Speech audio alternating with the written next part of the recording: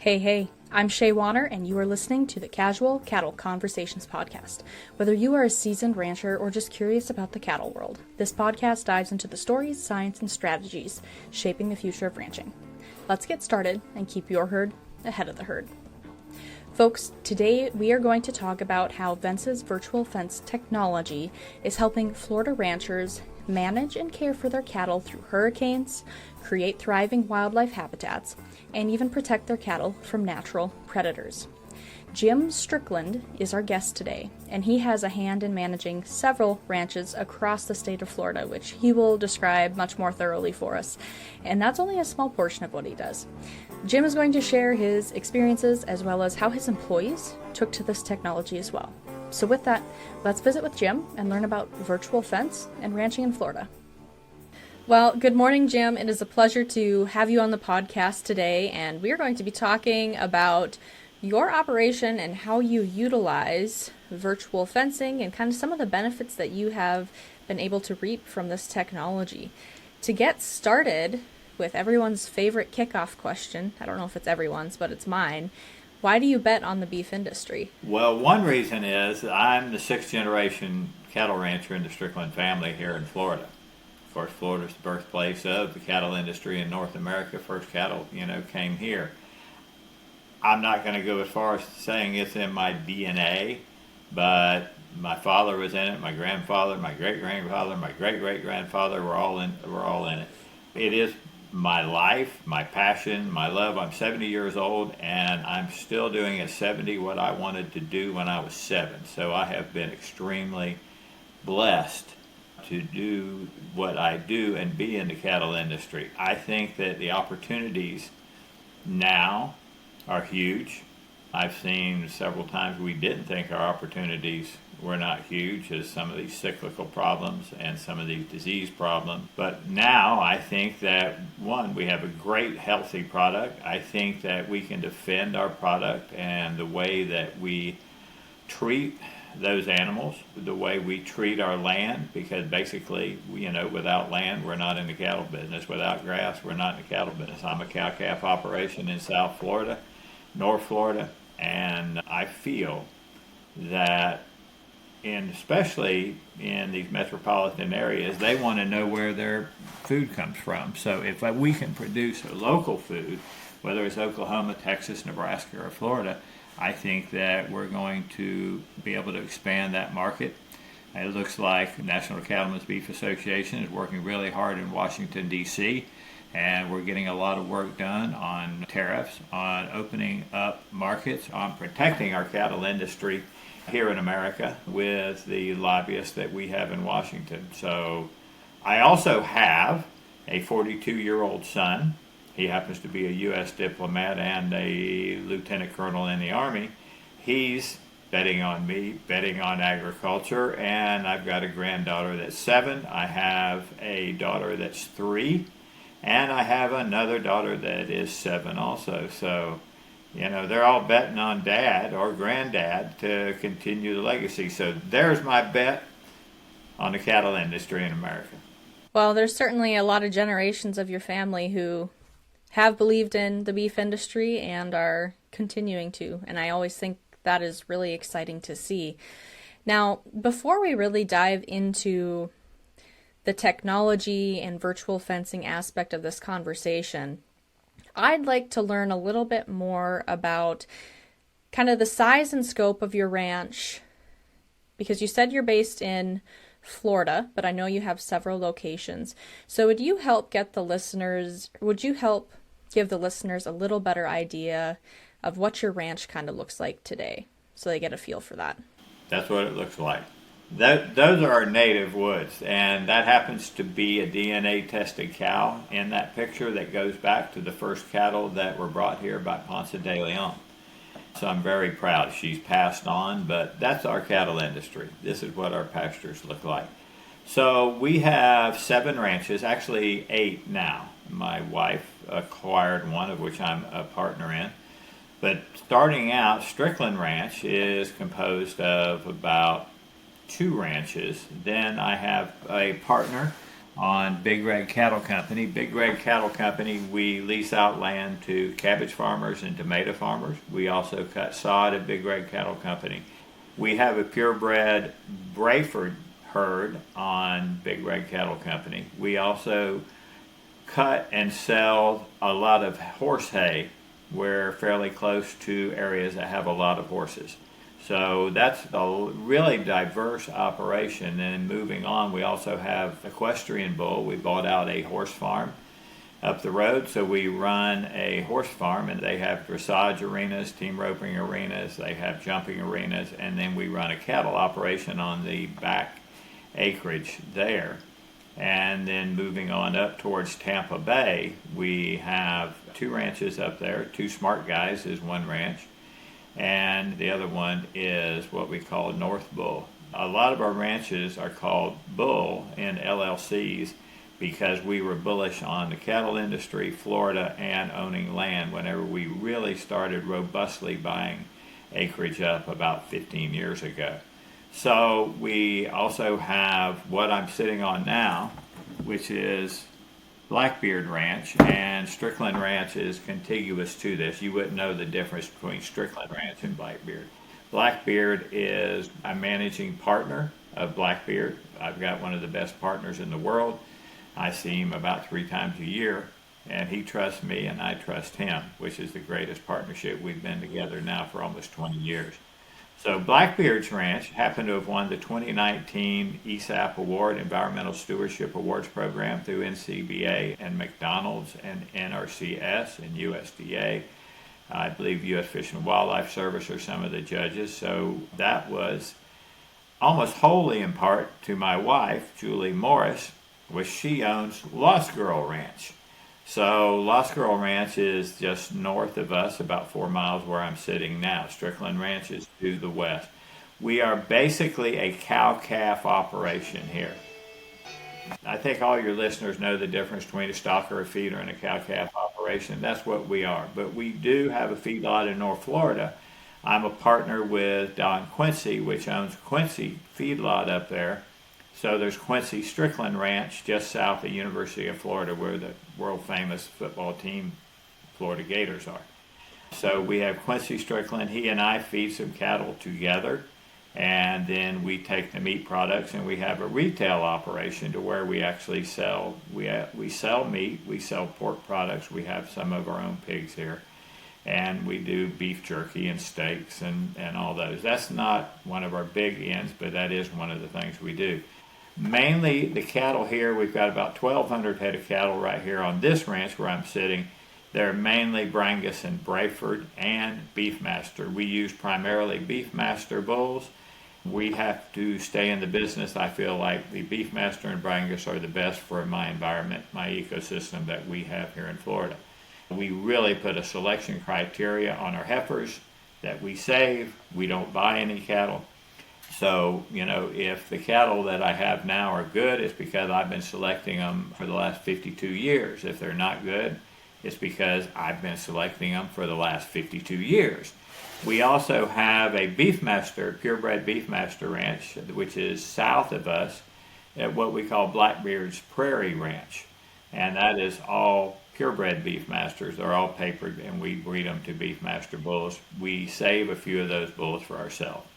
So here on Blackbeard, we cut timber, we harvest sable palms for DOT operations all through Florida, residential operations. We cut sod, but primarily here we are a cow-calf operation. We still ride horses every time we work cattle. We have cow dogs. All the cowboys have cow dogs. We have horses. All the cattle are operated on every single ranch. We don't use motorcycles or side-by-sides. That we hold them up, and a lot of times we'll drive them 10 or 12 miles through the woods. So that's a little bit of an insight into what we are on all these different ranches. I appreciate you taking the time to do that. You and your family have a lot going on. It sounds very interesting to me, everything that you mentioned there. So to kind of get on track with the main topic of today, which is virtual fence, share a little bit about what attracted you to this technology and kind of how you got introduced to it in a way where you were interested in trying it out. I know where I was. I was in Orlando, Florida, the home of Disney World, the great mouse that changed Florida. And we were at a conservation meeting. And in the conservation meeting, we had a lot of nonprofits there. There was probably 1,000 people there. And we were talking about the growth of Florida, where Florida's going, and how to protect it. The Florida legislature recently passed a legislation 3 years ago that said if we do a purchase of land with state funds, or we do a conservation easement, which is where they would buy the development rights, pay the rancher some amount of money, $3,000, $4,000 to $5,000, $6,000 an acre, we would then save those ranches forever and never be able to develop. That gives the rancher one more option to do something with his ranch if he needs cash flow or he's passionate about keeping these ranch lands the way his grandfather was. So we're at this meeting. They're giving a presentation. We're talking about wildlife. We have the Florida panther, the white-tailed deer. We have the most endangered bird species in North America, the Florida grasshopper sparrow. We're talking about how do we save these vast grassland ranches. We save all of these animals, but also importantly was how do we save water quality in these and keep them from being turned into pavement and rooftops, septic tanks. So during one presentation, there was one poignant picture of a barbed wire fence with a great amount of hair, and all of us in the ranching business know that a lot of times hogs or deer or different animals will go through our barbed wire fences, and it's a game trail. And so they go through them. There was some hair on the fence. It wasn't a dead animal in the fence, it was hair on the fence. That evening afterwards, I was sitting there with Juan Hernandez, which was our state conservationist for the state of Florida. And sitting there, and he goes, "Jim, have you ever heard about an invisible virtual fence?" And I said, "No, sir, I haven't." He goes, "Well, your ranch, I think, would be a perfect ranch to do a trial study, that there's very few in the eastern United States. You might be the first one of scale if you would write a grant proposal to us to give you money to help implement these things." So I happen to have an intern here from New College, which is here in Sarasota, Florida, and I put her on it. She researched every product, every ownership, all over. She had a packet, looked like the Gutenberg Bible, that was about this thick. And so she gave it to me. The one that stood out by far, in my opinion, was the Vence product. So we wrote the grant. We got the grant. We got the money, and we started with Vence. And I can tell you that during that, you asked me how I got excited about it. During that, I knew nothing about it, to the point where we're getting ready to affix these collars and these units onto several hundred head of cow as a trial run. I became immersed in how many other things we could do, not just use it as a rotational grazing practice. Instead of building these fences and having all that capital improvement, and in Florida we live in the land of rainbows and hurricanes, and we're devastated by hurricanes across Florida nearly every year, that this system had so many opportunities in it. But I accompanied that with the knowledge of the staff with Vence were phenomenal. The people I dealt with were phenomenal. Our support staff were phenomenal. The ones that came down here and helped us install the radio towers. I think we have 7 or 8 radio cell towers that we installed here on our ranches. We cover about 7,000 acres now. So I was excited. I was really excited before we ever put the first one on. Not only that I could save on capital improvement cost, maintenance cost, if it works, but there were so many other opportunities, especially in the conservation and the environmental and the ecosystem world, that I saw down the road, because we are involved in conservation almost every day with our nonprofit. I forgot to tell you, we have a nonprofit called Florida Conservation Group. What we do, it's made up of ranchers and scientists, and we help ranchers facilitate conservation easements to where they can sell their development rights, stay in business as long as they want, gives them a cash flow. So we have a lot of wildlife biologists. We have also grazing land specialists that work for us, master's degree with grazing land specialist. I have a master's degree weed scientist that works for us. So all of us are working together along with the Vence team before we ever installed the first collar. That was the longest run-on sentence you've ever heard, wasn't it? You know, that's an interesting story. And I think, well, I know there's a lot we could dive into, but you seem especially passionate about the kind of to some people, you know, it looks like the secondary benefits, that wildlife management, conservation aspect that comes with the virtual fencing. I think a lot of people, when we first look at it and think about it, we think about the cross fencing, rotational grazing side of it. But I'd really like to hear a little bit more about some specific examples of how you're using virtual fence to aid in conservation, work with the wildlife, and just some of those examples, if you don't mind. I don't mind it one bit. One is of course, we all understand that a well-managed cattle ranch is a well-managed wildlife corridor, is a wildlife haven. We have a lot of different, aspects and variation of ecosystems that these edges promote the growth of white-tailed deer, Osceola turkey where we are, and bobwhite quail. But so let me do the wildlife portion of it, and then I can get into water quality and water quantity in here, because we live in Florida where I've got 1,000 by the end of the podcast. This time tomorrow there'll be 1,000 new residents in my state. Multiply that times 7 days, and you see the growth that we have. So with the wildlife, we're now able to move those cattle and segregate those cattle and identify perhaps birthing areas for wading birds. Here we have a somewhat species of listed concern with the burrowing owls, that if it's nesting time, we can eliminate cattle grazing from some of these areas. We can intensely graze some of those areas to where it's going to be more suitable for them to reproduce. So whether it's ducks or wading birds, Osceola turkeys, wildlife like quail, turkeys, we can manage those cattle of where they go and how much they graze or not graze. If it is nesting time for some of these nesting birds in our ephemeral wetlands, which we refer to as sloughs or ponds or creeks, but the ephemeral wetlands don't hold water year round, I can, by the stroke of a pen and just click, not by a pen, I can take a mouse. And with that mouse, I can build more fence in about 30 minutes than I could in 3 months, 4 months, 5 months. Because I can go through, and at times, and we're getting ready to use this mouse to build about 50 miles of fence. And probably in about 30 minutes, that I'm going to fence off every ephemeral wetland that we have, because I've got water sources everywhere else. Our creeks are full, our ponds are full, it's raining, we're in hurricane season.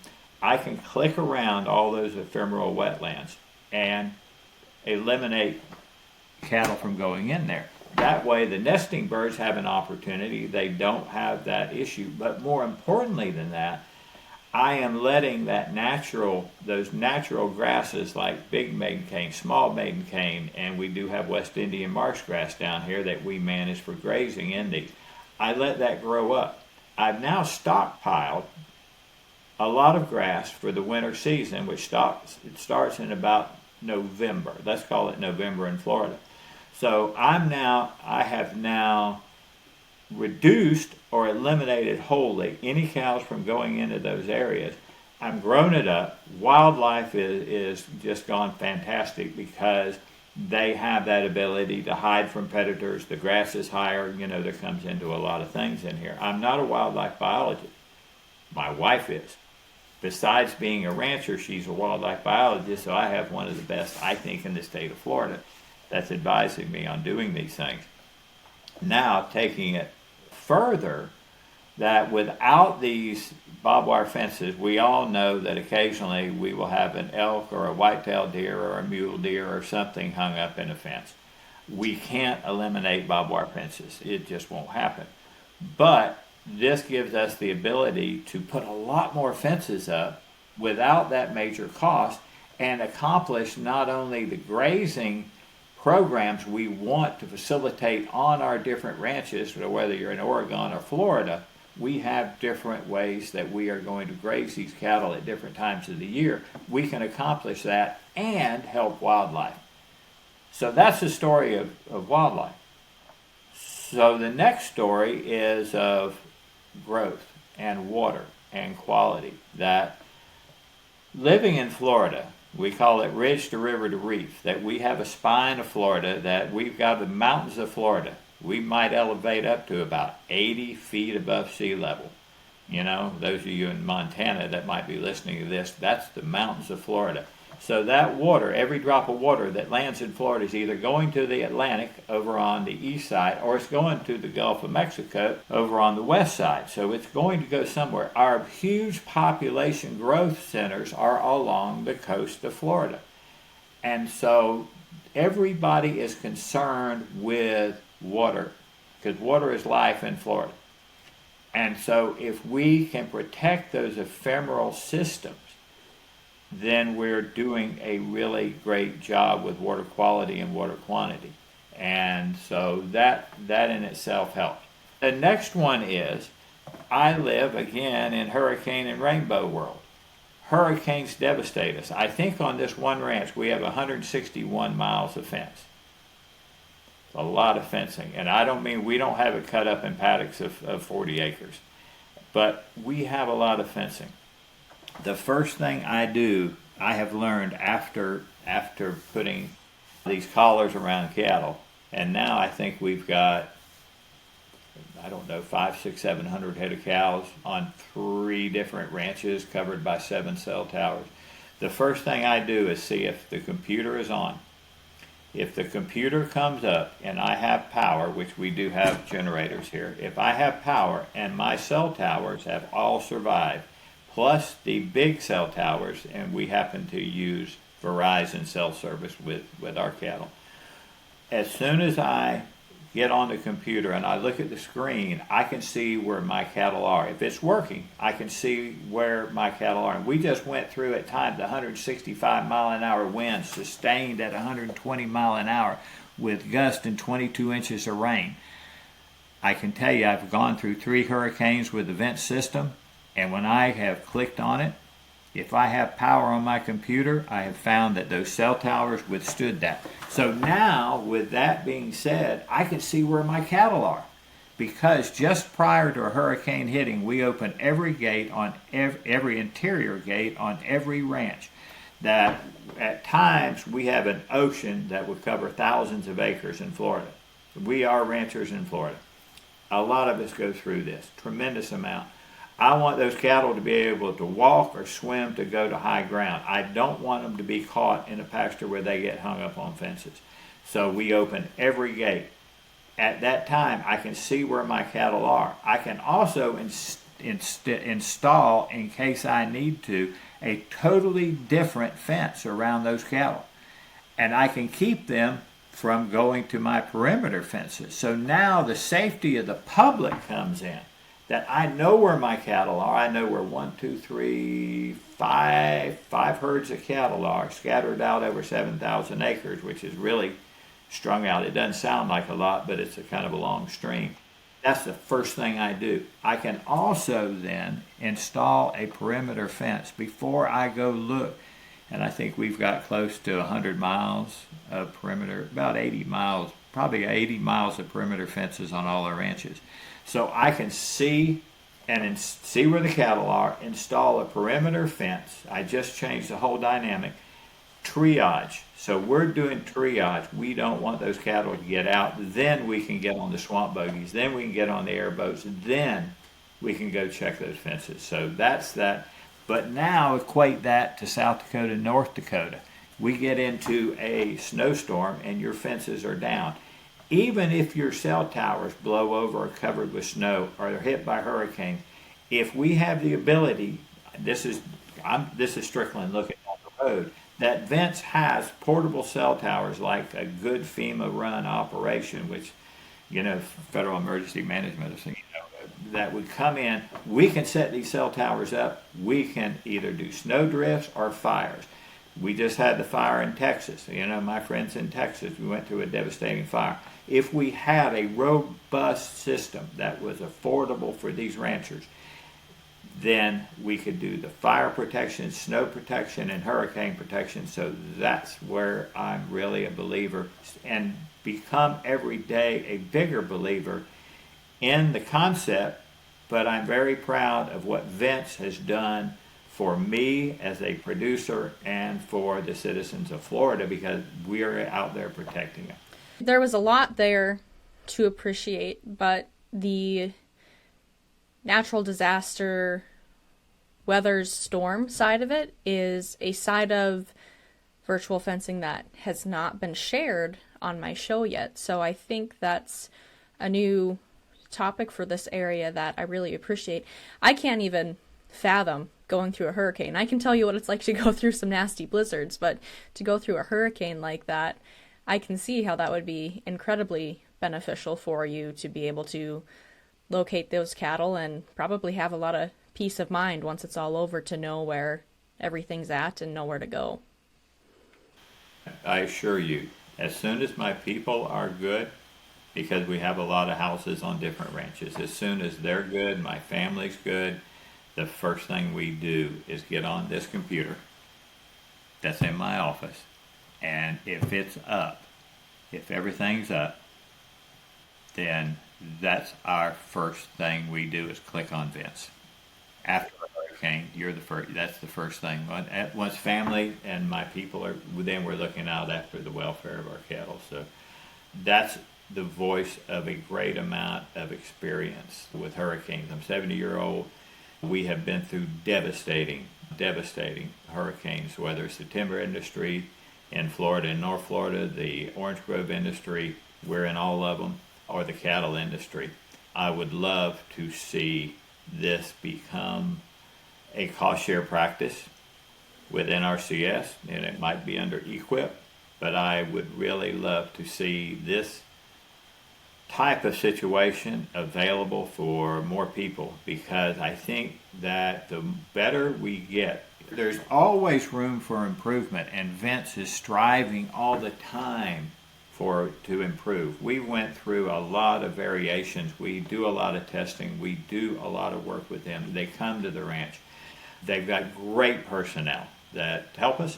So I'm just proud to be here talking about a product that I looked forward to, but it has exceeded every single expectation that I had.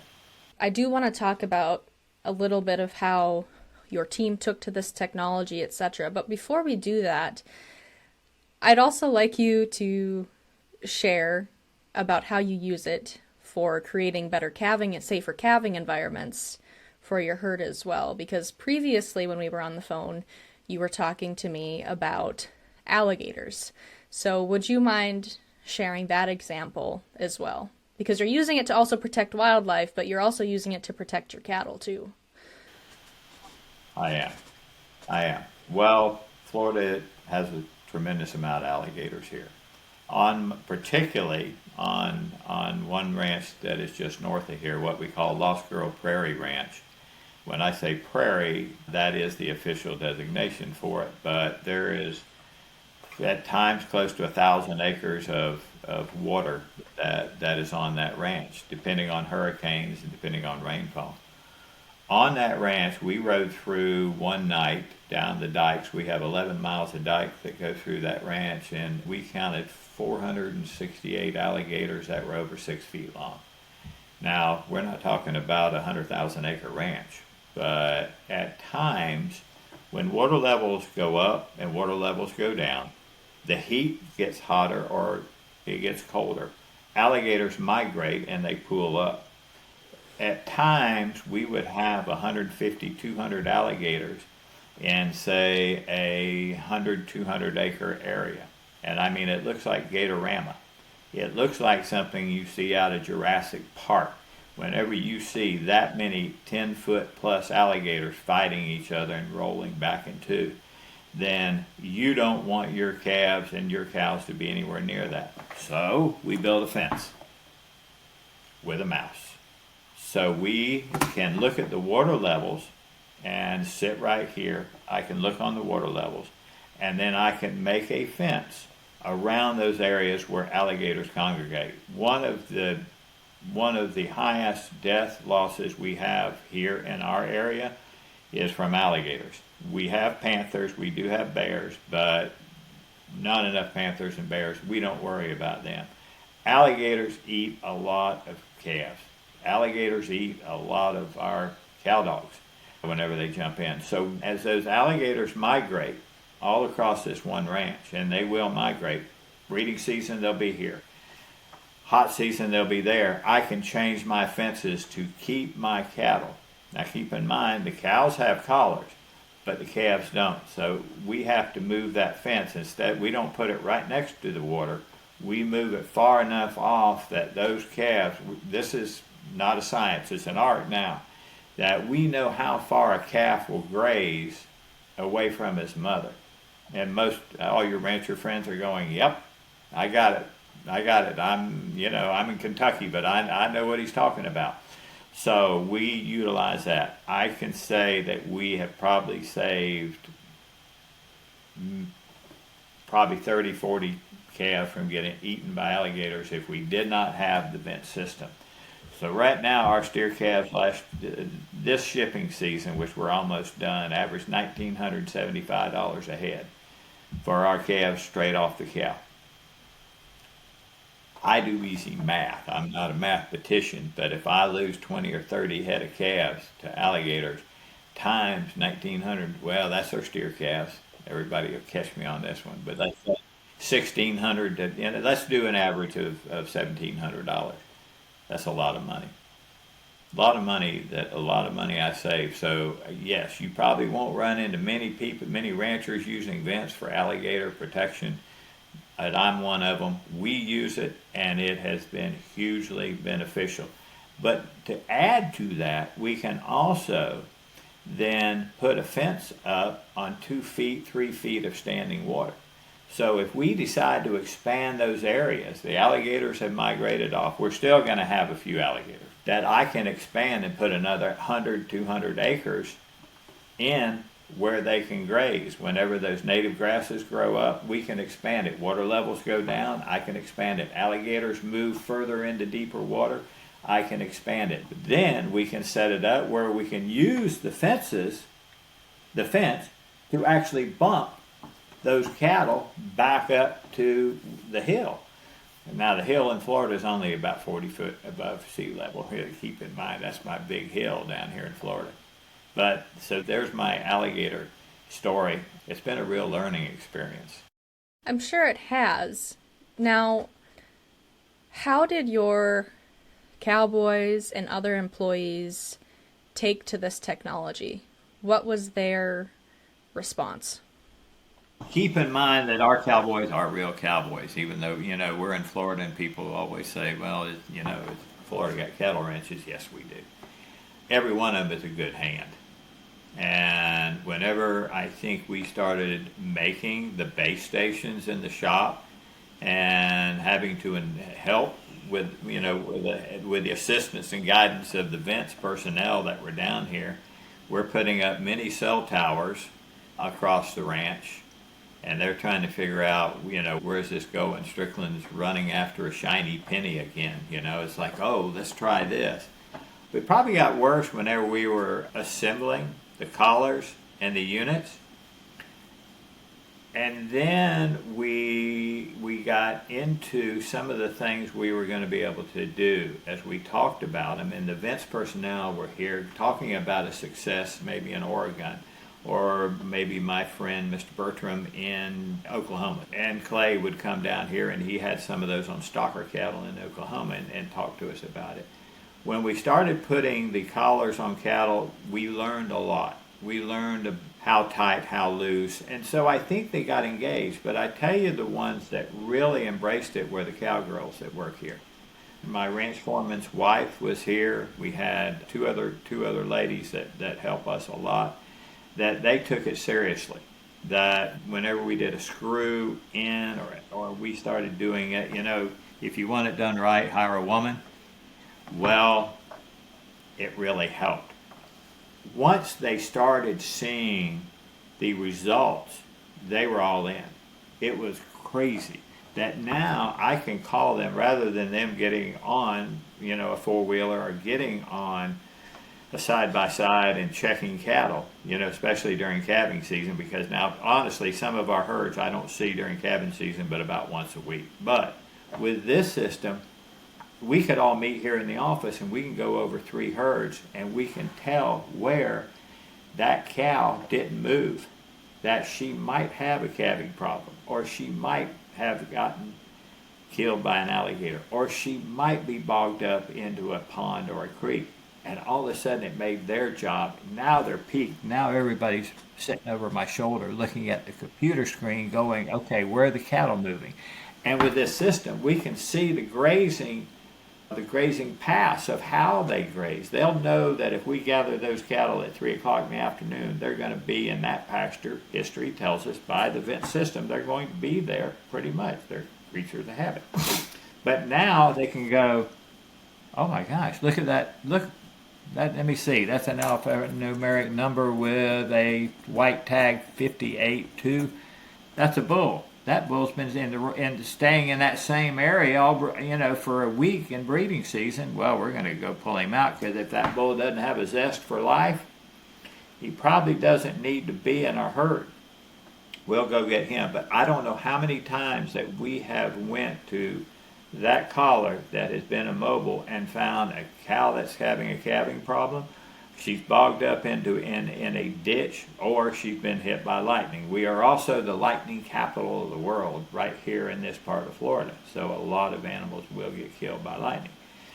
As somebody with Vence told me one time, that we're not dealing with interns with master's degrees, or BA or AA degrees, working for professors at a college, or some scientific. We're now dealing with cowboys that are just like the cowboys from California to Maine, that we're dealing with your people. Your people are some of the best people we know now. That cow crew that we have now, made up of 7, 8 men and women, that they are getting so fast and so proficient at changing batteries, tightening, replacing, doing all these different things, that we've actually had some Vence people from around the world. We do have housing here. They've come here and helped us, and I think they learn from us, because they're dealing with the end user of this product. They're not dealing with a research facility somewhere that has every opportunity to succeed. They're now dealing with the dirt and the grime and the mud and the blood and the broken fences and everything else that goes wrong, and that type of strata of humans that are going to be using this across all these ranches across America and, of course, worldwide. So they now love it. At the very beginning, it was a little tough, very beginning, but now they love it. I think that they've also become proud that we were one of the first ranches of size in the eastern United States that really put it into use. And I thank, going back, NRCS for embracing this concept and introducing me to this concept, and to the Vence personnel that have really made it a success, along with my staff. So it sounds like there was a little hesitation at the beginning that might have been a challenge, but that has since been overcome as the technology has been used and benefits have become very clear. Are there other challenges that you experienced that you think maybe other ranchers should be aware of before they start, just to help them get started on the right foot? The right foot with the product? Yes, I can. It's not for everybody. It's not for everybody. But then, the finest wine in the world is not for everybody. They'd rather have a beer. I get a lot of questions from people that want to do a very intensive program where, it's like, well, I want to mob graze 5-acre tract with 100 head of cows. It won't work. Not at this point, because you have a battery, and battery has a battery life, of which, by the way, Vence has really improved. They're continuing to improve on their product. Every time that cow, if you can find a large group of animals in a small area, they're going to bump those fences. They're going to get the auditory. They're going to get the little nudge, and every time they do that, it uses up battery life. Vence has done a great job of getting not only the batteries better, but the compartment that holds the unit much better. It's just wonderful. In those situations, it won't work. Now, maybe in the future it will, because we are always improving. That's why it's great to be with a company that has a research and development arm that is really working at striving to make things better, more affordable, more efficient. So that is something that I would say is not going to be for everybody, but if you get into bigger country where there are at least, like 50, 100-acre tracts with not as many animals, then yes. And I like the fact that in big country you can start bumping those cattle. Set that Vence system. Bump them, bump them, bump them. If one of them runs back through oh, by the way, this is an invisible fence between my fingers right here. And if they run back on this side, they won't get shocked or get whenever they come back through. So, it's a great system. If you have something outside the system, cattle are herd animals. They're going to try to go back with the herd, particularly in mosquito season and fly season in Florida and a lot of other states. So that is really great. But I think that would be the one drawback. Other than having the right facilities to be able to utilize this system whenever you restrain the animals, all of our cattle pens have hydraulic chutes, but a good manual chute will work just as well.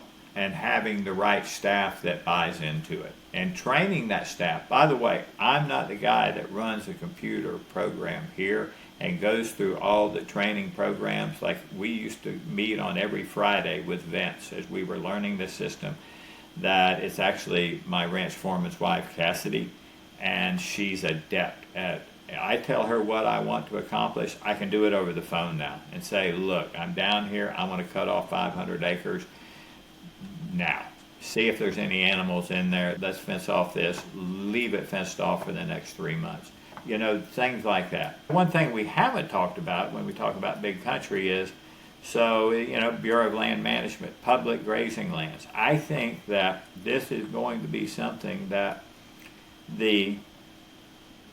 if you will, the government people that are helping us in partnership, we're grazing government lands, and if we can work together with this system, I see just unlimited opportunities going into the future to fulfill the goals of us grazing that land, also providing a benefit. It might be fire protection. It might be, grazing some of these lands that we can reduce the fire load down. There may be some sort of species of grass that, we can concentrate those cattle on. So I think that that's one of the next big opportunities as we go forward. Absolutely. I have a friend in Idaho who I actually had her on the show, and they started using virtual fence because they graze public lands where there were fires, and they face the option of basically we have to sell a lot of our cows, or we can utilize this technology and virtual fence off where we can let our cows graze. So there's a lot of possibility there. Now, Jim, as we kind of come to the end of our conversation, what questions do you think ranchers should ask themselves before they invest in before they invest in this product? You have to be committed to do something. And so we now have New World screwworms coming in out of South America. Government had to make a huge commitment to eradicate those. You have to make a commitment because you're going to have a cash outlay. You're going to have a maintenance cost, but it's no different than everything else we do. If we're in the hay baling business, we buy hay balers and we maintain them. You're in the cattle business, you're going to have fences and trucks and trailers and horses and dogs, and you got to maintain them. They have to make a commitment to the process of putting those collars on correctly, managing those collars correctly, and how to utilize them. You also are going to have to look at the cost. That nobody gets a free ride. That look at the cost and make sure that, and that goes if you buy a new pickup truck, you're going to look at the cost. If you're going to install a fence, is it going to be 3-strand, 5-strand, or post this big or post that big? You look at the cost and look at that as a tool, not only to do rotational grazing, but I think it's also a good story, because I'm big on good stories. Because all of us ranchers have to relate with the population that vote in all our politicians that make all the laws that regulate all of us. We don't have a lot of votes out here. On our ranches, I have 7 votes. Next door, you've got 7 votes in one house. So we have to be able to defend. And I think what we've talked about today is the rotational grazing, the environmental aspect, the wildlife aspect, the disaster aspect, that if you can tell and bring people to your ranch and explain to them what you're doing, that I think they're going to embrace us as an industry by looking at those ranchers that are trying it and doing it as being one of the next big success stories in agriculture.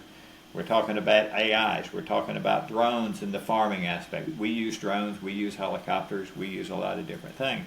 This is something that people will understand, because the first question that I get back from somebody that hears about that is it like a dog fence? We buried a wire. We buried this wire. We don't do dog fences. And I was like, theoretically, yeah, it is kind of like that, where you can't see it, but your dog knows it's there.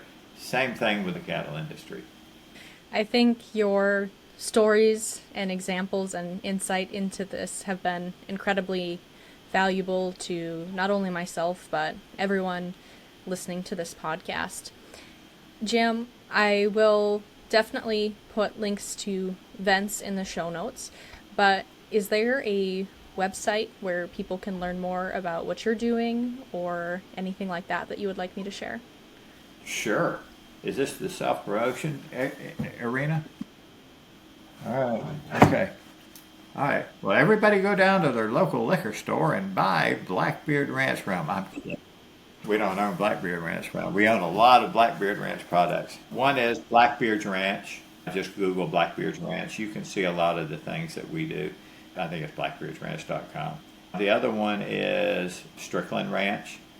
You can't tell the difference. There's a lot of different places, but Strickland Ranch. Lost Girl Prairie is that's where the alligators are, is Lost Girl Prairie Ranch. There's a long story behind Lost Girl that is the history of Florida tied up in there. And then Florida Conservation Group.